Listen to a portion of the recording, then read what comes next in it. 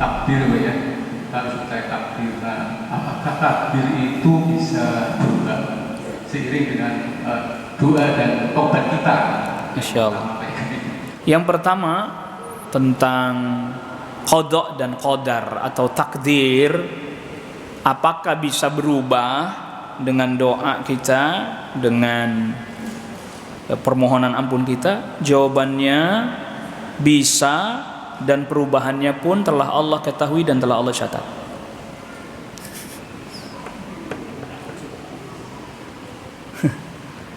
masih nggak bisa difahami kah? Hah? Loh, saya berusaha menjelaskannya detail loh Pak, bukan jelasan global. Kalau penjelasan global Bapak sampai pulang bingung, ntar nanya lagi itu masih. Bisa, tapi perubahannya pun telah Allah ketahui dan telah Allah catat 50.000 tahun sebelum Allah ciptakan langit dan bumi. Tapi menurut kita berubah nggak? Udah selesai toh, karena kita nggak tahu. Jangan pernah Anda kira Allah catat A di Lauhil Mahfud, lalu kemudian Anda beramal baru Allah rubah B belakangan. Keliru itu, fatal itu, keliru. Mohon maaf saya agak bersemangat karena ini pemahaman salah, fatal ini. Kenapa? Itu berarti Allah ngikutin antum dong. Nggak mungkin lah, masa Allah ngikutin maunya hamba? Nggak ada itu ceritanya. Wa ma tasyauna illa ayyasha Allah rabbul alamin. Jadi nggak mungkin Bu, Allah nulisnya A di Lauhil Mahfud, lalu tiba-tiba ibu beramal lalu baru dirubah oleh Allah belakangan. Itu berarti sama aja Allah nggak tahu baru dirubah. Kan nggak mungkin, mustahil. Sedangkan Allah Al-Alim, Maha mengetahui. Berarti itu sama saja kita katakan Allah nggak tahu apa yang akan dikerjakan hambanya pada masa yang akan datang. Loh, kok si Fulan jadi begini sih? Saya rubah deh. Nggak mungkin begitu mah. Itu mah bukan Allah Rabbul Alamin, itu mah. Itu maka saya tambahkan penjelasannya lagi. Ya berubah, tapi perubahannya sudah Allah ketahui, sudah Allah catat jauh sebelum manusianya ada, jauh sebelum langit buminya ada. Kita yang nggak tahu. Perlu ditegaskan. Itu mengapa takdir disembunyikan dari kita, sehingga dapat nikmat. Alhamdulillah, senang. Karena kita nggak tahu sebelumnya. Ketika dapat musibah kita sedih, ya Allah. Lalu kemudian kita berdoa mohon ampun kepada Allah, karena kita nggak tahu apa sebelumnya. Lah sekarang saya tanya, Bapak Ibu diadakan di dunia untuk ibadah, termasuk hidup mati dijadikan untuk apa? Ujian kan? Makanya itu sedih ujian, senang ujian. Siapa yang senang, bersyukurlah, jadi pahala. Siapa yang sedih, mohon ampun, taubat kepada Allah, takut juga mohon perlindungan kepada Allah, jadi pahala. Sabar, jadi pahala. Lah kalau udah dikasih tahu semua takdir, takut enggak, sedih enggak, senang enggak. Pak, habis dapat rezeki banyak, nyantai aja, saya udah tahu. Iya kan? Tuh. Justru disembunyikannya takdir itu agar kehidupan di dunia jalan, agar ujian liyabluwakum ayyukum ahsanu amala jalan. Lah udah tahu semua. Lu terus ustadz juga ngapain ntar ceramah? Kenapa ustadz kok kagak ceramah? Udah tahu nih orang-orang kagak bakal nurut. Cuma buang-buang ini energi. Nggak ada pahala kan Bu? Jelas ini Pak ya. Emang masalah takdir ini suka rumit karena gambaran kita yang rumit. Gambaran kita yang rumit. Makanya gini, sederhananya gini. Wilayahnya makhluk itu kita pikirin, wilayah kita itu kita pikirin. Wilayahnya Allah ngapain mikirin wilayah Allah?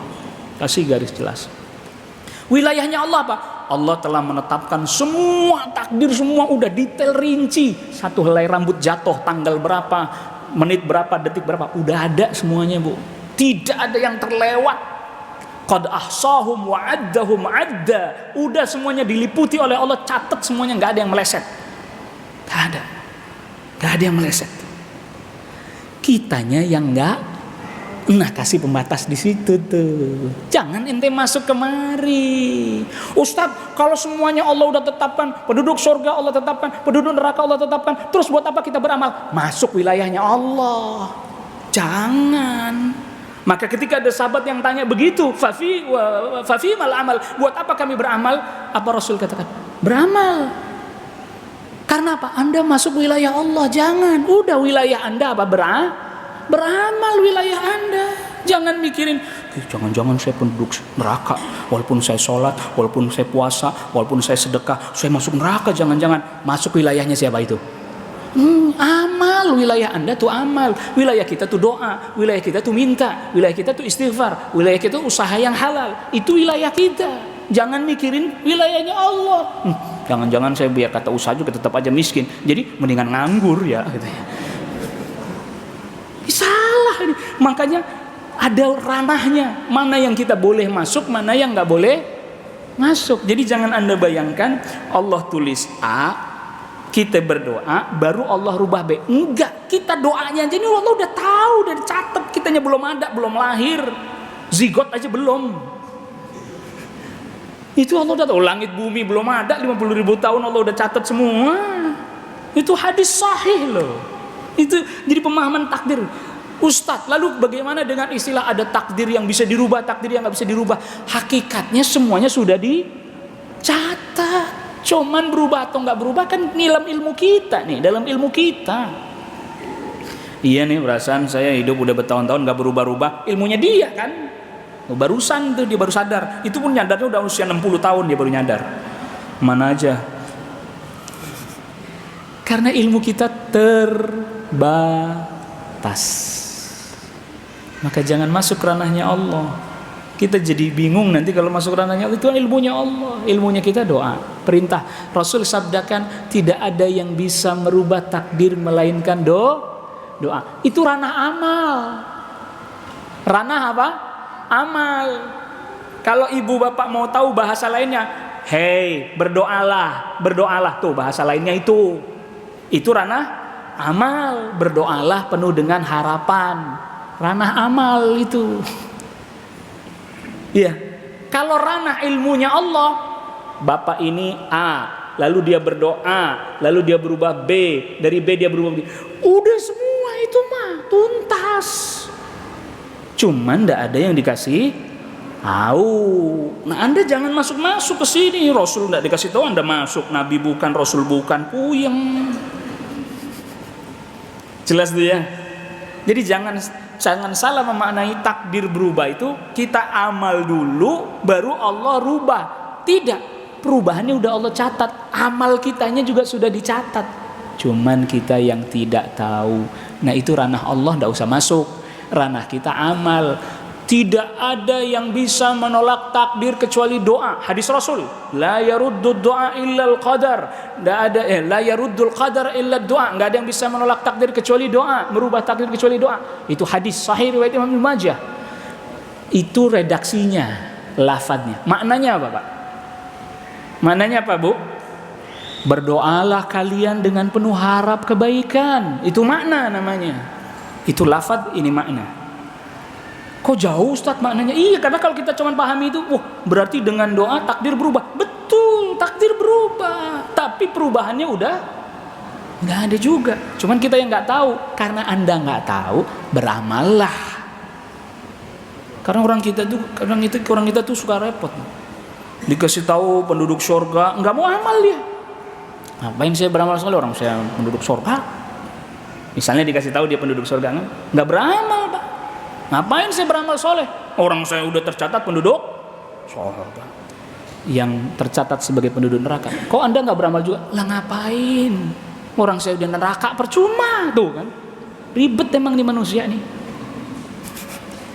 Sekarang kalau misalnya gitu, rusak nggak kehidupan? Rusak. Orang nggak ada yang mau amal soleh, suka-suka sendiri aja. Gitu ya. Oke, memang iman kepada takdir termasuk bab yang perlu diulang-ulang karena termasuk di antara penyimpangan di masa-masa awalnya bab takdir ini. Makanya muncul Qadariyah, kelompok penentang takdir atau menolak takdir. Takdir itu nggak ada. Karena tadi dia salah apa? salah memahami. Dia masuk ranah Allah. Padahal kita masuk ranah kita aja. Ranah kita diperintah amal, doa, istighfar. Ayo kerjakan dengan penuh harap, dengan penuh kesungguhan. Wallahu ta'ala a'lam.